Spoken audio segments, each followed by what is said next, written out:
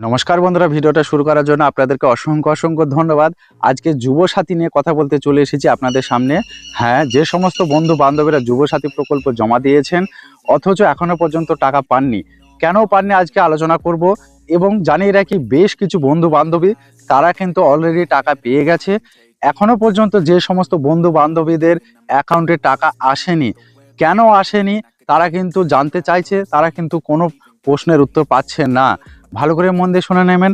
তারা কিন্তু সঠিকভাবে ফর্ম ফিল আপ করেছে এবং পর্যাপ্ত পরিমাণে যে যে ডকুমেন্টস থাকা দরকার সব ডকুমেন্ট ঠিকঠাক করে আপনারা জমা দিয়েছেন, তারপরও কিন্তু টাকা ঢুকছে না। এটা কিন্তু প্রশ্ন থেকেই যায় যে আমি সব কিছু ঠিকঠাক দেওয়া সত্ত্বেও আমার কেন টাকা ঢুকলো না, বাকিদের টাকা কেন ঢুকলো। অনেক অ্যাকাউন্ট আছে, অনেক বন্ধু বান্ধবী আছে, তারা কিন্তু ডুপ্লিকেট করে ফর্ম ফিল আপ করেছে অনলাইন কিংবা অফলাইন, তাদের কিন্তু টাকা ঢুকে গেছে। অথচ জেনুইনভাবে যেনারা অ্যাপ্লাই করেছেন তেনাদের কিন্তু টাকা ঢোকেনি। জানিয়ে রাখি, যে সমস্ত বন্ধুরা অনলাইনে অ্যাপ্লাই করেছেন তাদের টাকা কিন্তু অলরেডি ঢুকে গেছে। কয়েকজনের বাদ আছে, বেশ কিছু অ্যাকাউন্টে কিন্তু টাকা ঢুকে গেছে। এবং অফলাইনে যিনারা আবেদন করেছেন তিনাদের অ্যাকাউন্টেও কিন্তু টাকা অলরেডি দিতে শুরু করে দিয়েছে, অলরেডি কিন্তু পেয়েও গিয়েছে। প্রশ্ন হচ্ছে এটাই যে আপনাদের ডকুমেন্টস ঠিক থাকা সত্ত্বেও আপনারা কেন টাকা পাচ্ছেন না। চলুন আমরা এক এক করে দেখে নিই নবান্নের কি বিজ্ঞপ্তি রয়েছে এই ব্যাপারে। দেখুন, এখানে লেখা আছে যুবসাথী প্রকল্পের টাকা অনেকের ব্যাংক অ্যাকাউন্টে ঢুকছে না কেন। ব্যাংকে এই কাজটি না করলে মিস হতে পারে বেকার ভাতা। তারপরে লেখা আছে দেখুন, পশ্চিমবঙ্গের বেকার যুবকদের আর্থিকভাবে কিছুটা সহায়তা দেওয়ার উদ্দেশ্যে চালু করা হয়েছে বাংলার যুবসাথী প্রকল্প। রাজ্য সরকারের এই উদ্যোগ নিয়ে ইতিমধ্যেই ব্যাপক আলোচনা শুরু হয়েছে। অনেক আবেদনকারী ইতিমধ্যেই এই প্রকল্পের আর্থিক সহায়তা পেতে শুরু করেছেন। তবে এই সময়ে অনেকের মধ্যে নতুন করে উদ্বেগও তৈরি হয়েছে। সব তথ্য ঠিক থাকার পরও অনেকের ব্যাংক অ্যাকাউন্টে এখনও টাকা জমা পড়ছে না কেন, এটাই হচ্ছে প্রশ্ন। তারপরে লেখা আছে দেখুন, অনেক আবেদনকারী জানিয়েছেন তারা সঠিকভাবে আবেদন করেছেন, প্রয়োজনীয় নথিও জমা দিয়েছেন, কিন্তু তবুও এখনও তাদের অ্যাকাউন্টে কোনো টাকা আসেনি। বিশেষজ্ঞরা বলছেন এই সমস্যার সমাধান কারণ অনেক সময় ব্যাংক অ্যাকাউন্ট সংক্রান্ত কিছু প্রযুক্তিও বা প্রশাসনিক বিষয়। তাই যারা এই প্রকল্পের সুবিধা পেতে চান তাদের কয়েকটি গুরুত্বপূর্ণ বিষয় আগে থেকেই যাচাই করে নেওয়া অত্যন্ত জরুরি। তারপরে লেখা আছে দেখুন, বাংলা যুবসাথী প্রকল্প কি। রাজ্যের যুব সমাজের মধ্যে বেকারত্ব একটি বড় সমস্যা। অনেক শিক্ষিত যুবক যুবতী দীর্ঘদিন চাকরি খোঁজার পরেও কাজ পান না। এই পরিস্থিতিতে তাদের আর্থিকভাবে কিছুটা সহায়তা দেওয়ার জন্য রাজ্য সরকার চালু করেছে বাংলার যুবসাথী প্রকল্প। এই প্রকল্পের আওতায় নির্দিষ্ট যোগ্যতা পূরণ করলে আবেদনকারীরা প্রতি মাসে 1500 টাকা আর্থিক ভাতা পেতে পারেন। এই অর্থ সরাসরি তাদের ব্যাংক অ্যাকাউন্টে পাঠানো হয়। এর ফলে আবেদনকারীর কোনো সরকারি অফিসে বারবার যাওয়ার প্রয়োজন হয় না। তারপরে লেখা আছে দেখুন, সরকারের মতে এই ভাতা যুবকদের জন্য অস্থায়ী আর্থিক সহায়তা হিসাবে কাজ করবে।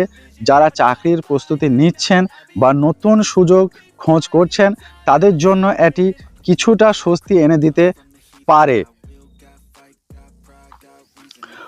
অনেকের অ্যাকাউন্টে টাকা আসছে না কেন। অনেক আবেদনকারী অভিযোগ তারা আবেদন করার সময় সব তথ্য সঠিকভাবে দিয়েছেন এবং প্রয়োজন নথিও জমা দিয়েছেন, তবুও এখনও তাদের অ্যাকাউন্টে টাকা আসেনি। এই সমস্যার পেছনে কয়েকটি সাধারণ কারণ থাকতে পারে। যেমন এখানে 1 নম্বর লেখা আছে ব্যাংক অ্যাকাউন্টে ডিবিটি সক্রিয় না থাকা। সরকারি প্রকল্পের অধিকাংশ অর্থ এখন ডাইরেক্ট বেনিফিট ট্রান্সফার পদ্ধতিতে পাঠানো হয়, অর্থাৎ সরকার সরাসরি উপভোক্তার ব্যাংক অ্যাকাউন্টে টাকা পাঠায়। যদি কোনো ব্যাংক অ্যাকাউন্টে ডিবিটি সংক্রান্ত তথ্য সঠিকভাবে যুক্ত না থাকে তাহলে সেই অ্যাকাউন্টে সরাসরি অর্থ পৌঁছাতে সমস্যা হতে পারে। 2 নম্বর, আধার কার্ড অ্যাকাউন্টের সঙ্গে যুক্ত না থাকা। অনেক সময় দেখা যায় আবেদনকারী ফর্মে যে ব্যাংক অ্যাকাউন্ট দিয়েছেন সেটির সঙ্গে আধার কার্ড যুক্ত নেই। বর্তমানে বেশিরভাগ সরকারি প্রকল্পে আধার যুক্ত থাকা অত্যন্ত গুরুত্বপূর্ণ।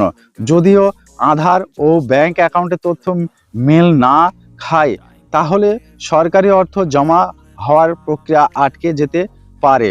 অর্থাৎ ব্যাংক অ্যাকাউন্টের সঙ্গে আধার কার্ডের নাম যদি মিল না হয় তাহলে কিন্তু টাকা ঢুকতে সমস্যা হতে পারে। 3 নম্বর লেখা আছে দেখুন ব্যাংক অ্যাকাউন্টে নিষ্ক্রিয় হয়ে যাওয়া। ব্যাংকের একটি গুরুত্বপূর্ণ নিয়ম হলো যদি কোনো অ্যাকাউন্ট দীর্ঘদিন ব্যবহার না করা হয় তাহলে সেটি নিষ্ক্রিয় বা ডরম্যান্ট হয়ে যেতে পারে। 8 নম্বর কেওয়াইসি আপডেট না থাকা। ব্যাংক অ্যাকাউন্টে কেওয়াইসি আপডেট না থাকলেও সমস্যা হতে পারে। অনেক সময় ব্যাংকের নিরাপত্তার কারণে কেওয়াইসি আপডেট না থাকলে অ্যাকাউন্ট কিছু পরিষেবা সীমিত করে দেওয়া হয়। তারপরে লেখেছেন তাই যারা দীর্ঘদিন ব্যাংক অ্যাকাউন্টে কেওয়াইসি আপডেট করেননি তাদের দ্রুত সেই কাজটি সম্পন্ন করা উচিত। আধার লিঙ্ক ও আধার সিডিং পার্থক্য কোথায়? ভালো করে মন দিয়ে এটা দেখে নেবেন।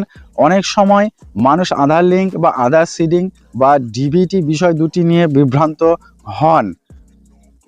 আধার লিঙ্ক মানে ব্যাংক অ্যাকাউন্টের সঙ্গে আধার নম্বর যুক্ত করা। এটি সাধারণত কেওয়াইসি সম্পূর্ণ করার জন্য ব্যবহৃত হয়। আধার সিডিং বা ডিবিডি অন্যদিকে আধার সিডিং বা ডিবিডি এমন একটি ব্যবস্থা যেখানে সরকারি অনুদান সরাসরি একটি নির্দিষ্ট ব্যাংক অ্যাকাউন্টে পাঠানো হয়। অনেক ক্ষেত্রে একজন ব্যক্তির একাধিক ব্যাংক অ্যাকাউন্ট থাকতে পারে, কিন্তু ডিবিটি সাধারণত একটি নির্দিষ্ট অ্যাকাউন্টে কার্যকর হয়। তবে যুবসাথী প্রকল্পের ক্ষেত্রে আলাদা করে ডিবিটি সক্রিয় করার প্রয়োজন আছে কিনা তা নির্ভর করতে পারে ব্যাংকের তথ্য ও সরকারি নির্দেশিকার উপর। তাহলে আপনারা বুঝতে পেরেছেন এই যে কটি কারণ দেখালাম এই সমস্ত কারণে কিন্তু আপনার টাকা আটকে যেতে পারে। গ্যারান্টি নয়, কিন্তু টাকা আটকে যেতে পারে। তবে আমি আপনাদেরকে জানিয়ে রাখি এটি নতুন প্রকল্প চালু হয়েছে, ধাপে ধাপে প্রত্যেকের অ্যাকাউন্টে টাকা দেওয়া হচ্ছে। আপনারা চিন্তা করবেন না, প্রত্যেকে কিন্তু টাকা পেয়ে যাবেন আশা করছি। কি একটু দেরি হতে পারে। তারপর জানিয়ে রাখি খুব দেরি হলে 2 মাস 3 মাস অপেক্ষা করুন। যদি না ঢোকে তাহলে আপনারা সত্য যেখানে জমা দিয়েছেন সেখানে যোগাযোগ করবেন, বা বিডিও অফিসে, এসডি অফিসে বা মেয়র অফিসে গিয়ে আপনারা কিন্তু খোঁজ নেবেন।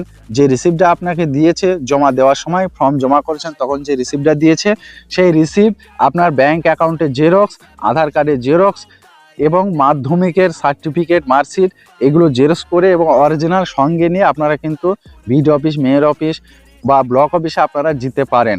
তাহলে কিন্তু আপনার সমস্যার সমাধান হয়ে যাবে আশা রাখছি, এবং বকেয়া টাকা কিন্তু আপনারা পেয়ে যাবেন। তো এই ছিল আজকের ভিডিও। যদি ভালো লাগে অবশ্যই জানাবেন, এবং এই নিয়ে আপনার কোনো প্রশ্ন থাকলে কমেন্টে লিখে দেন, আমি আপনার উত্তর দিয়ে দেবো। ভিডিওটা সম্পন্ন করার জন্য আপনাদেরকে অসংখ্য ধন্যবাদ। ভালো থাকুন, সুস্থ থাকুন, দেখা হচ্ছে নতুন ভিডিওতে।